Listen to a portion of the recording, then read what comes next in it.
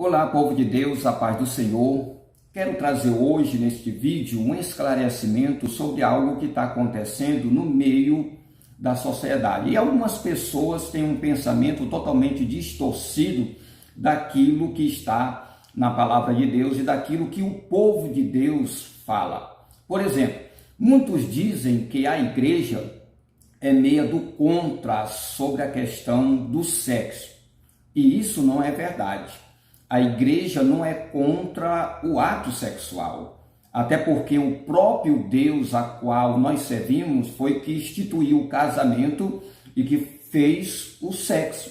Foi ele que fez o macho e a fêmea para ambos se unir para um propósito, que nós iremos falar daqui a pouco. Porém, o que a igreja condena, ela condena aquilo que está na palavra de Deus. A palavra de Deus condena o adultério. A palavra de Deus condena a prostituição. A palavra de Deus condena a prática do homossexualismo. A palavra de Deus condena o homem viver com 2 ou 3 mulheres, ter relação com 2 ou 3 mulheres. A palavra de Deus condena uma mulher ter o ato sexual com 2 ou 3 homens. A palavra de Deus condena o que eu vi ontem no Facebook, uma filha contraindo matrimônio com a sua própria mãe. A palavra de Deus condena quando há junção conjugal, já com o pensamento do ato sexual da filha com a mãe. É isso que a palavra de Deus condena, mas nós não condenamos o ato sexual. Haja visto que o ato sexual é que vem propagar o gênero humano e é um mandamento de Deus. O tema que eu trago hoje é justamente baseado nesse assunto. Sexo e os seus 3 propósitos. Então, qual o propósito do sexo? Qual o propósito de Deus ter criado o sexo? E eu vou explicar para você aqui que tudo que Deus criou é baseado em um propósito e principalmente o ato sexual. Mas para que eu fale do primeiro propósito, eu quero, neste momento, agradecer a todos os parceiros do canal que estão assistindo no momento. E a você também que está chegando agora ao canal, você pode se tornar parceiro do canal. É só fazer aí a tua inscrição. Depois de fazer a tua inscrição, você ativa o sininho em todos para receber as notificações. Depois de ativar o sininho em todos, 2 coisas importantes você deve tomar, 2 atitudes. A primeira é deixar aí o teu joinha, o teu like, a tua curtida, como muitos que trabalham no YouTube falam, acompanhando aí o comentário, porque a curtida e o comentário vai dar a entender para mim, principalmente para o YouTube, que você gostou do vídeo. O YouTube vai entender que você gostou e o nosso vídeo permanecerá mais tempo na rede. Primeiro propósito, o sexo foi feito para a união do casal, para unir o homem e a mulher. Gênesis capítulo 2, verso 18 diz assim: então o Senhor Deus declarou, não é bom que o homem esteja só. Para tirar a solidão do homem, não é bom que o homem esteja só. Falei uma ajudadora, corresponda, que lhe corresponda. Preste bem atenção. O ato sexual entre o casal é uma necessidade. É uma necessidade, e Deus colocou essa necessidade dentro do próprio homem. O impulso sexual está no homem, está na mulher. Deus não condena o sexo do homem com a mulher, devidamente casado. O que Deus condena é o que a sociedade tem colocado aí nos meios de televisão, principalmente nas novelas, a união do casal, do homem e da mulher, e o ato sexual do homem e da mulher é uma bênção de Deus, e eu vou provar isso já no terceiro ponto, que é o último ponto. Agora é muito importante você entender. Eu quero te dizer algo muito importante. Você sabia que o casamento só se consome depois que o casal, recém-casado, parte para o ato sexual?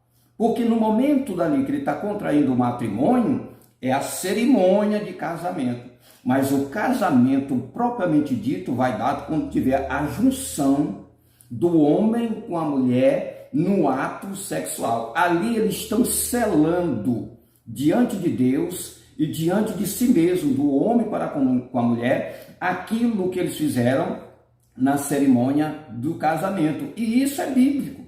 Gênesis capítulo 2, verso 24 diz assim: portanto deixará o homem seu pai e a sua mãe e unir-se-á a sua mulher, e ambos se tornarão uma só carne.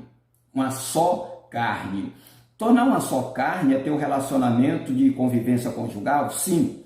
Mas tornar uma só carne no seu, vamos dizer, na sua totalidade, entra aí o ato sexual. O sexo foi uma das melhores ideias de Deus para o casal, pois por meio dele que o homem se une e se entrega totalmente à sua mulher. A mulher se entrega totalmente ao homem e o homem se entrega totalmente à sua mulher, depois então de contrair o matrimônio, já selando naquele momento no ato sexual. Então, o primeiro propósito, grave aí, sexo foi feito para a união do casal, para unir o macho e a fêmea, como está escrito na palavra de Deus, que Deus criou macho e fêmea.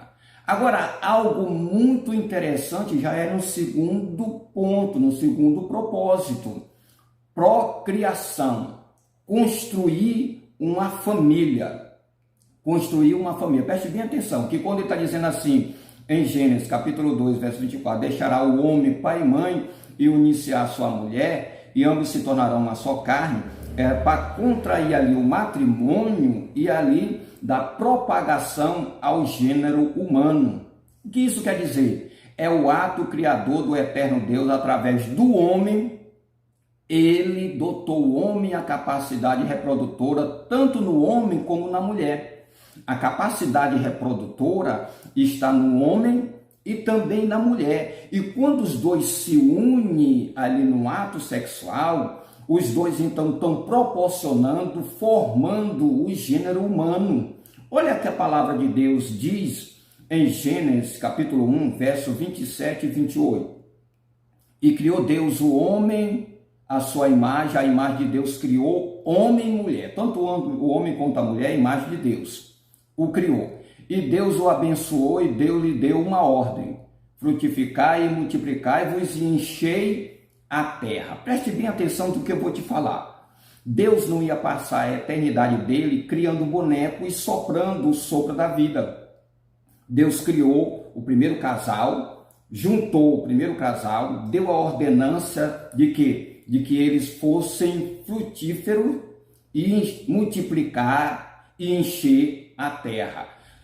Um casal começou fazendo isso no ato sexual e hoje nós estamos chegando a 8 bilhões de pessoas. Foi uma ordenança de Deus. Deus quis que, em sua sabedoria, que o casal desse continuidade à espécie macho e fêmea. Através do quê? Do ato sexual. O homem e a mulher, devidamente casados, segundo os princípios da palavra de Deus, eles podem então selar o ato sexual já ali no ato, aliás, selar a cerimônia que já aconteceu do casamento e selar o casamento no ato sexual propriamente dito. Eu creio que deu para você entender, apesar de eu ter me enrolado um pouquinho aqui. Agora preste bem atenção. Terceiro ponto, que alguns não acreditavam e que hoje passaram a acreditar. O sexo foi feito para o prazer do casal. Alguns pensavam que o sexo tinha sido feito por Deus apenas para a propagação do gênero humano, para instituir uma família. Porém, não é bem assim. Deus criou os órgãos genitais para o prazer do casal. E, infelizmente, essa ideia de Deus para com o homem, alguns servos de Deus não acreditam. Mas Deus criou o órgão genital para o prazer. Lembramos uma coisa muito importante que nós falamos no princípio. É claro que a multiplicação do gênero humano vem através do ato sexual. E no momento do prazer é que há a ejaculação do espermatozoide para ir de encontro ao óvulo.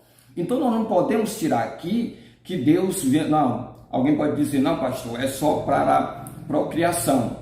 E se for só para a procriação, então, por exemplo, a minha filha tem 26 anos. Seria 26 anos sem o ato sexual com a minha esposa, porque é só para a procriação.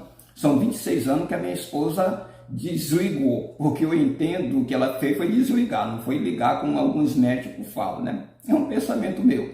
Então preste bem atenção, Deus se alegra quando os casais no ato conjugal chegam à plenitude do prazer.